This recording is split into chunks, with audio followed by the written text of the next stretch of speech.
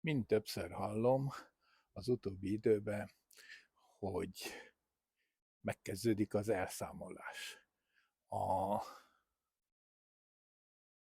volt úgynevezett rezsim embereinek az elszámoltatása. Folyik teljes gőzzel a gyűlölet és a bosszú megvalósítása.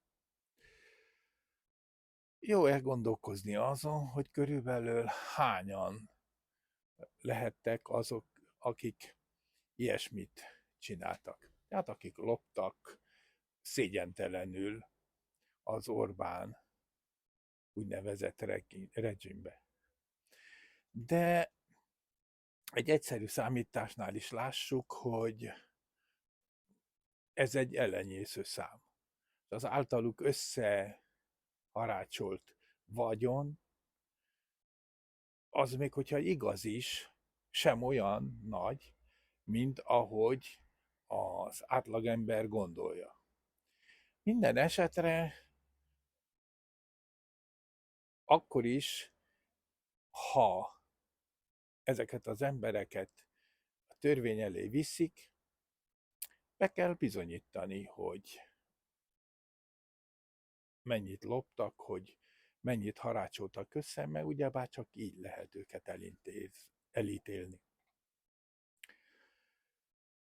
De maradjunk ennél a ténynél.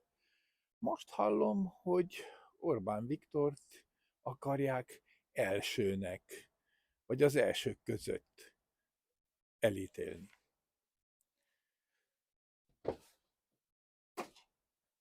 Hát figyelembe véve azt, hogy egy telefonguru, amíg egy bizonyos telefont eltulajdonított és utána a Dunába dobott, megvédte az Európai Unió. Ez az angyalkezű Európai Unió.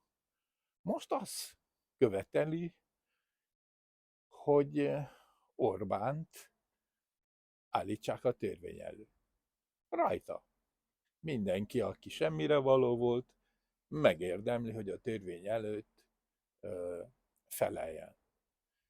A jelenlegi miniszterelnök ugyebár nem került ebbe a helyzetbe, mert védte az Európai Unió.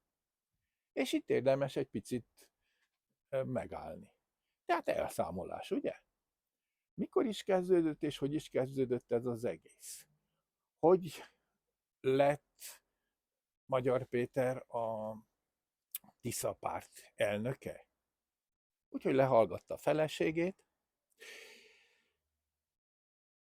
2024 tavaszán, március 24-én lehallgatta az élettársát az otthonukba, vagyis ekkor hozta nyilvánosságra a hanganyagot. Ebből lett egy olyan anyag és egy olyan indulás, ami a mai naphoz vezetett. Lehallgatta a feleségét, az igazságügyi minisztert. Azt mondta, hogy azért tette, hogy az állami suvasztások, az állami elnapolások, doszárok eltüntetése és ilyesmi, tehát a nép érdekébe tette. Hova vezetett ez? Oda vezetett, hogy most a kormányzó kormány miniszterelnöke lett Magyar Péter. Ez az analógia szerint kivel is kéne kezdeni az elszámolást? A saját feleségével, ugyebár. Varga Judittal. A gyermekei anyjával. Na lássuk, hogy van-e olyan tökös Magyar Péter, hogy azt a világát trombitált igazságszolgáltatást vagyon visszaállítás, meg ilyesmi, a saját feleségével kezdje. Mert így volna oké, így volna rendben. Mindenki álljon oda, de a legelső, aki szerinte suvasztott, meg nem járt el igazságügyi miniszterként igazságosan, az pont a kedves felesége. Vagy álljunk meg egy pillanatra. Vajon, hogy ez az egész cirkusz, ez az egész rakéta stílusú feljutás a mennyekbe Magyar Péter részéről, vajon nem egy családi megegyezés része? Vajon nem az egész ügy kirobbantása és ide fajulása pont egy nagyon szépen elintézett dolog? Egy nagyon szépen elintézett összeesküvés? Honnan tudjuk? Olyant is hallottunk már ugyebár, hogy Orbán Viktor Magyar Péter idejutását zseniális módon intézte. Ugye? Erőzeng az európai sajtó egy része. De nem tette fel senki még a kérdést, hogy vajon ennek nem része, vagy nem egy külön lapja,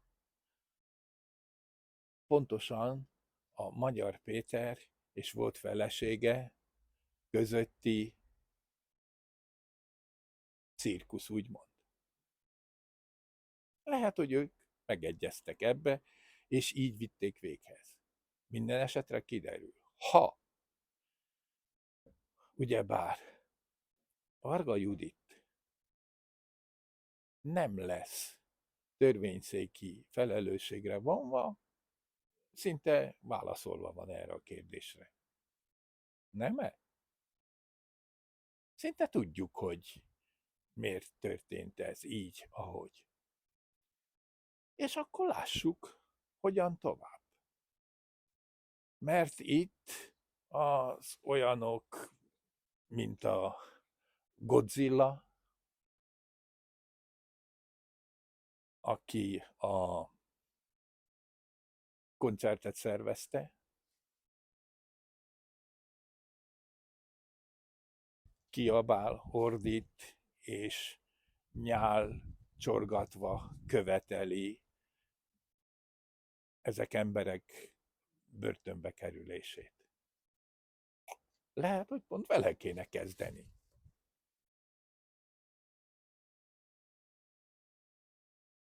De mindenre a jövő majd választ ad.